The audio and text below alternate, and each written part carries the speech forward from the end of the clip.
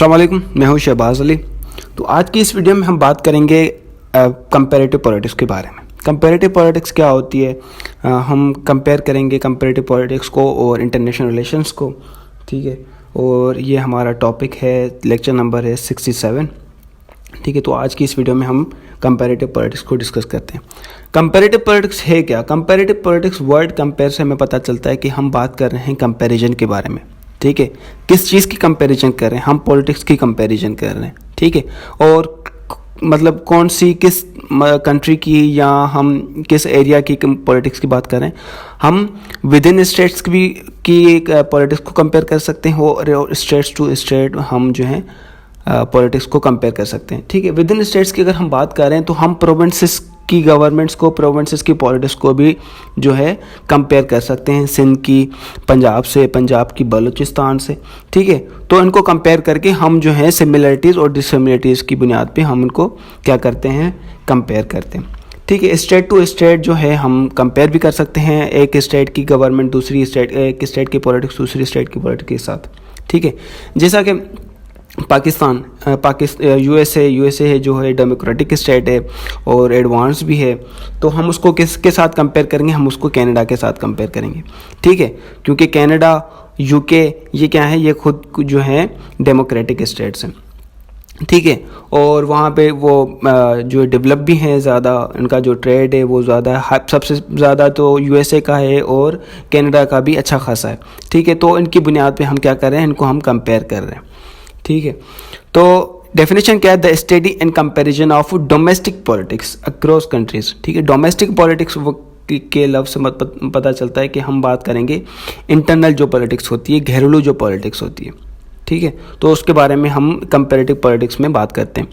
तो उसमें बुनियादें किस बुनियाद पे हम बात करते हैं, वो सिमिलरिटीज़ या डिफरेंसेस की बुनियाद पे हम क्या करते हैं, कंपेयर करते हैं पॉलिटिक्स को।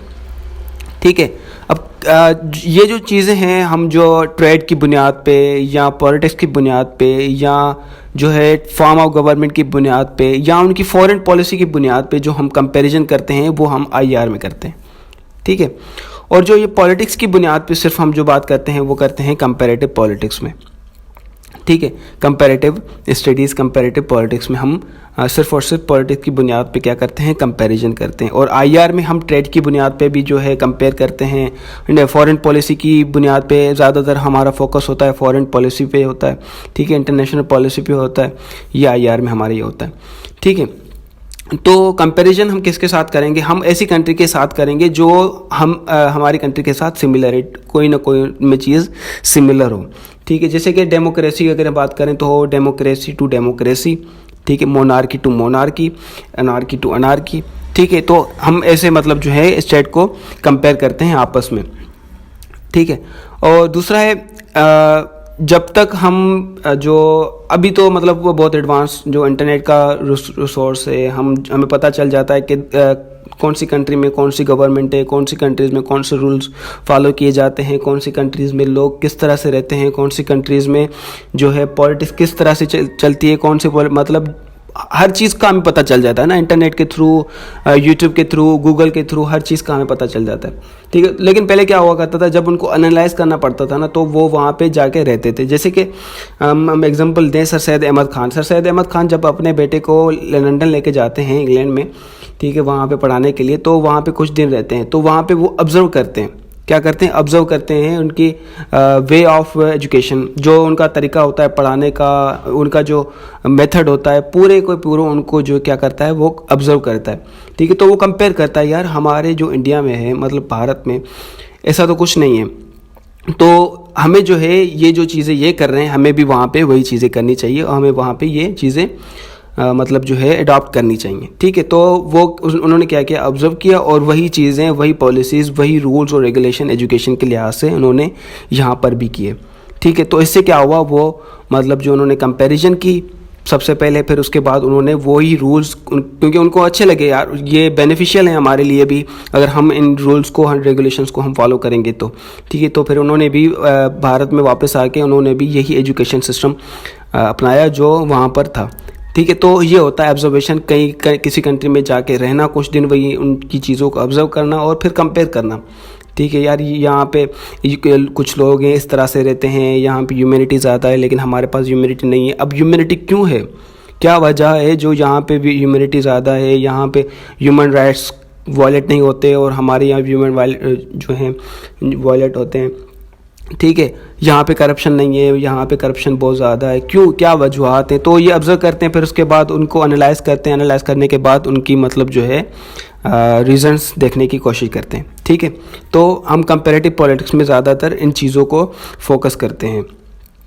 ठीक है, तो इसमें है we know nothing by living in Pakistan. अगर हम पाकिस्तान में ही रहते हैं तो पाकिस्तान में रह के हम कुछ भी नहीं सीख सकते दूसरी कंट्रीज़ के बारे में, दूसरी कंट्रीज़ के बारे में कुछ भी नहीं जान सकेंगे।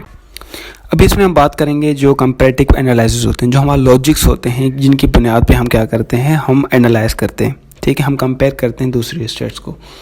तो सबसे पहले हमारे पास है मोस्ट सिमिलर सिस्टम डिज़ाइन, ठीक है, जिसको MSS कहते हैं। ठीक है, सेकंड नंबर पे है most different system design, MDS, और थर्ड नंबर पे है हमारे पास मेथड ऑफ एग्रीमेंट। तो ये तीन चीज़ें हैं जिनकी बुनियाद पे हम क्या करते हैं, हम कंपेयर करते हैं, हम एनालाइज करते हैं स्टेट टू स्टेट या एक स्टेट को दूसरे स्टेट के साथ। ठीक है, तो मोस्ट सिमिलर सिस्टम डिज़ाइन की अगर हम बात करें तो इसमें क्या होता है, मोस्ट सिमिलर सिस्टम डिज़ाइन में मतलब हम क्या करते हैं, हम सिमिलरिटीज़ देखते हैं सबसे पहले। ठीक है, कि क्या क्या सिमिलरिटीज़ हैं, तो उन सिमिलरिटीज़ को निकाल के एक एक सिमिलरिटीज़ को हम क्या करते हैं, एलिमिनेट करते हैं। ठीक है, तो उनको एलिमिनेट करके जो एक डिफरेंस होता है ना, तो उसकी जो है हम उनको एनालाइज करते हैं, उस डिफरेंस को हम क्या करते हैं, एनालाइज करते हैं। ठीक है, उसी जो है डिफरेंस को कंपेयर करते हैं एक दूसरे स्टेट के साथ। फॉर सपोज हम USA की अगर बात करें, यूनाइटेड स्टेट ऑफ अमेरिका, तो यूनाइटेड स्टेट्स ऑफ अमेरिका में जो वायलेंस होता है ना, वो ज़्यादातर गन वायलेंस होता है। ठीक है, गन के रिलेटेड वायलेंस होता है, मतलब कुछ कर लिया तो वो गन इस्तेमाल करेंगे, या मतलब जो भी वायलेंस होगा ना तो वो गन से रिलेटेड होता है। ठीक है, तो अब हम देखेंगे कि इस दूसरी कौन सी स्टेट है जो कि इससे रिलेट करती हो, या जो है USA के मतलब सिमिलरिटीज़ हो, जो USA का सिस्टम है वो दूसरी कंट्रीज़ में पाया जाता हो। ठीक है, तो इससे हम रिलेट करते हैं कनाडा को। कनाडा, USA जो है डेमोक्रेटिक स्टेट है, कनाडा भी डेमोक्रेटिक स्टेट है, और जो है ट्रेड जो उनका सबसे ज़्यादा USA का है। फिर सेकंड नंबर पे हम जो कनाडा का भी अच्छा वो ट्रेड है, उनका सिस्टम बहुत बड़ा अच्छा है। ठीक है, मतलब जो है हम अब किसको कंपेयर कर रहे हैं, USA को हम कंपेयर कर रहे हैं कनाडा के साथ। तो ये जो कुछ ज़्यादा चीज़ें हैं, मतलब जो उनकी मतलब क्या नाम है, उनकी इकोनॉमी ज़्यादा है दोनों कंट्रीज़ की, दोनों डेमोक्रेटिक स्टेट्स हैं, उनका ट्रेड अच्छा है दूसरी कंट्रीज़ के साथ, उनका इंटरेक्शन अच्छा है दूसरी स्टेट के साथ, दोनों मतलब ये क्या है, सिमिलरिटीज़ हैं। अब इनमें डिफरेंस क्या है, डिफरेंस ये है कि जो है कनाडा में एक गन लेना बड़ा प्रोसेस होता है, बड़ा मुश्किल होता है कि आप गन लें, उनका मतलब बड़े प्रोसेस से गुजरना पड़ता है आप गन लेने के लिए। ठीक है, तो बहुत से मतलब मुश्किल होता है बहुत एक गन लेना। लेकिन यहाँ पे जो है MSS, यहाँ पे USA में जो है मतलब एक गन लेना या यहाँ पे वायलेंस हो रहा है, तो यहाँ पे ये कंपेयर किया जा रहा है कि अगर USA में गन वायलेंस हो रहा है तो कनाडा में क्यों नहीं हो रहा। ठीक है, जो भी वायलेंस है वो भी कनाडा में क्या होना चाहिए, गन से रिलेटेड वायलेंस होना चाहिए। ठीक है, तो हमने सिमिलरिटीज़ को एलिमिनेट करके हमने एक जो डिसिमिलरिटीज़ हैं जो एक कंट्री में दूसरी कंट्री में नहीं हो रही, तो उसको हमने पॉइंट आउट किया है इसमें मोस्ट सिमिलर सिस्टम डिज़ाइन में। अभी हम आते हैं सेकंड पॉइंट पे, जो है हमारा MDS, मतलब most different system. Most different system में क्या होता है, मोस्ट डिफरेंट सिस्टम में जैसे कि हमने फर्स्ट में क्या किया था कि सिमिलरिटीज़ को एलिमिनेट करके हमने जो डिफरेंस था उनमें, जो डिसिमिलरिटीज़ थी उनको जो है आपस में कंपेयर किया था। अब इसमें हम क्या करते हैं, अब हम ऐसी स्टेट्स उठाएंगे, ऐसी कंट्रीज़ को लेंगे जिनका टोटली डिफरेंट है आपस में। ठीक है, अब वो क्या थी, कनाडा और USA, वो कंपैरिजन उनकी जो थी वो मतलब सिमिलर थी, जैसे कि उनका कल्चर, उनके सोशल कंडीशंस। ठीक है, और उनका मतलब जो है उनकी जो गवर्नमेंट है वो उनका जो कॉन्स्टिट्यूशन है वो मतलब सिमिलर थी। लेकिन उन्होंने उसको क्या डिफरेंस किया, हमने गन ओनरशिप पे उनको क्या किया, डिफरेंस किया। ठीक है, डिसिमिलरिटीज़ की बुनियाद पे हमने उनको कंपेयर किया। अब मोस्ट डिफरेंट सिस्टम में हम क्या करते हैं, मोस्ट डिफरेंट सिस्टम में हम सिमिलरिटीज़ की बुनियाद पे जो है कंपेयर करते हैं। अब देखें, जो फॉर सपोज़ हम अगर बात करें जापान की, गुयाना की और लिथुआनिया की, तो इनमें जो है सुसाइड रेट्स बहुत ज़्यादा है। ठीक है। अब इनमें क्या है, ये इनका कल्चर, इनकी लैंग्वेज, इनका मतलब लाइफ स्टाइल टोटली डिफरेंट है।